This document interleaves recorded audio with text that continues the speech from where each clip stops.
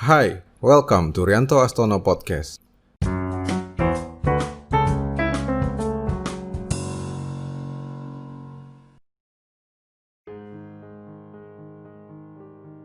Diterbitkan pertama kali tahun 2016 dan hadir di Indonesia tahun 2017. Originals adalah buku yang saya rekomendasikan untuk teman-teman baca. Ditulis oleh salah satu penulis yang berlatar belakang akademisi favorit saya, Adam Grant. Buku ini sudah diterjemahkan ke dalam bahasa Indonesia dengan tebal sekitar 300 halaman.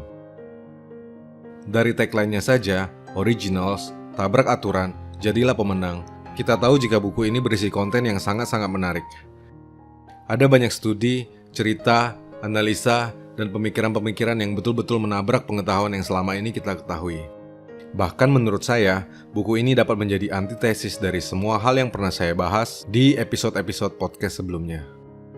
Buat saya sendiri, buku ini menjadi semacam penyeimbang, bukan saja bagi banyak hal yang sudah saya yakini dan percaya sebelumnya, melainkan juga sebagai referensi bagaimana saya kemudian menemukan benang merahnya yang sangat penting. Benang merah ini akan saya bagikan di akhir podcast ini. Kembali ke Originals.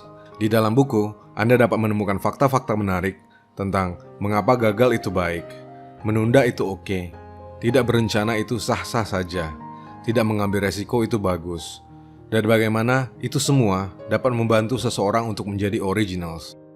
Menurut Grant, untuk jadi seorang originals, kita tak harus jadi yang pertama atau yang memang memiliki ide-ide asli atau original. Sebab menurutnya, yang jauh lebih penting adalah mengeksplorasi cara untuk menumbuhkan ide dan mengungkapkannya dengan lantang di waktu yang tepat. Bahkan salah satu kutipan yang saya stabilo di dalam buku berbunyi, penundaan mungkin adalah musuh produktivitas, tetapi juga bisa menjadi sumber kreativitas. Saya sendiri, sebagai orang yang dulunya terlalu sering menunda, lalu kemudian belajar untuk tidak menunda, dan menjadi orang yang meyakini jika menunda adalah sesuatu yang buruk, tentu saja studi-studi dan cerita yang ada di dalam buku ini menjadi begitu sangat menarik. Lebih menarik lagi saat Grant memberikan dua contoh dari dua orisinal hebat yang melakukan penundaan, yaitu Martin Luther King Jr. dan Leonardo da Vinci. Dikisahkan jika kalimat I have a dream, sebuah penggalan dari pidato paling terkenal sepanjang masa, yang diucapkan oleh King, tidak ada dalam teks dan bagaimana King melakukan banyak penundaan di hari-hari sebelum pidato tersebut diucapkan. Sementara itu, Da Vinci disebutkan membuat lukisan Mona Lisa selama 16 tahun dan lukisan The Last Supper selama 15 tahun.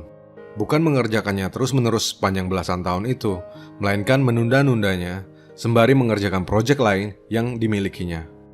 Hasilnya, kita semua tahu jika dua lukisan tersebut, yaitu The Mona Lisa Smile dan The Last Supper, adalah lukisan yang paling terkenal dan paling orisinil sedunia. Maka disimpulkan oleh Grant bahwa pelaku orisinil hebat adalah penunda yang hebat, tetapi mereka tidak mengabaikan perencanaan sama sekali. Mereka menunda secara strategis, membuat kemajuan bertahap dengan menguji dan menyaring berbagai kemungkinan.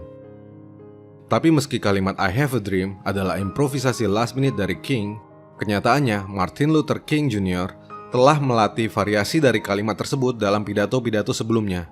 Dan jika kita membicarakan dedikasinya dalam memperjuangkan apa yang ia yakini dengan berani, baik King maupun Da Vinci ternyata sama saja, sama beraninya.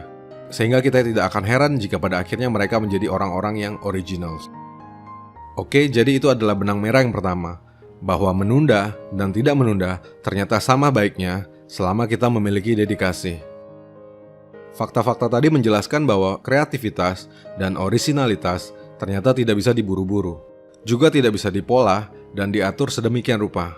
Sebagaimana salah satu kutipan yang juga saya stabilo di bab yang sama, yaitu bila Anda memegang palu, segala hal terlihat seperti paku. Dan sudah barang pasti, ada banyak sekali kisah dan pelajaran lainnya yang tak kalah menarik yang ada di buku Originals yang tidak bisa saya ceritakan di podcast ini.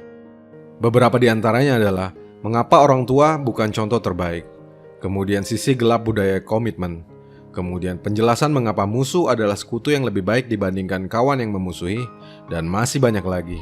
Tentu saja Anda harus membacanya sendiri. Sebagai penutup, izinkan saya untuk memberikan beberapa kesimpulan penting yang dapat kita petik dari buku Originals. Catatan pertama adalah, setiap orang memiliki sifat, talent, dan orisinalitas masing-masing. Tidak ada ilmu baku dan ilmu yang universal yang dapat jadi acuan bagi semuanya. Terkadang kita harus memporak-porandakan apa yang kita ketahui, apa yang orang-orang yakini, apa yang kita yakini, hanya untuk menemukan jalan kita sendiri. Yang kedua, ini adalah quotes dari Suhogi yang bunyinya, "Guru bukan dewa yang selalu benar, dan murid bukan kerbau." Yang ketiga, ilmu jangan ditelan mentah-mentah dan utuh, kunyahlah terlebih dahulu. Dan yang terakhir, inilah yang di awal podcast saya sebut sebagai benang merah, bahwa kunci untuk menjadi orisinal dan memperjuangkan apa yang kita inginkan, kemudian mencapainya, selain dedikasi, adalah keberanian. Bahwa ternyata selalu ada tempat di dunia ini bagi mereka yang berani. Berani merealisasikan idenya, berani berbuat salah, berani bersuara, berani gagal, dan berani untuk jadi berbeda. Dan benarlah memang apa yang sering kita dengar diucapkan oleh orang-orang yang bijaksana, bahwa Tuhan bersama orang-orang yang berani.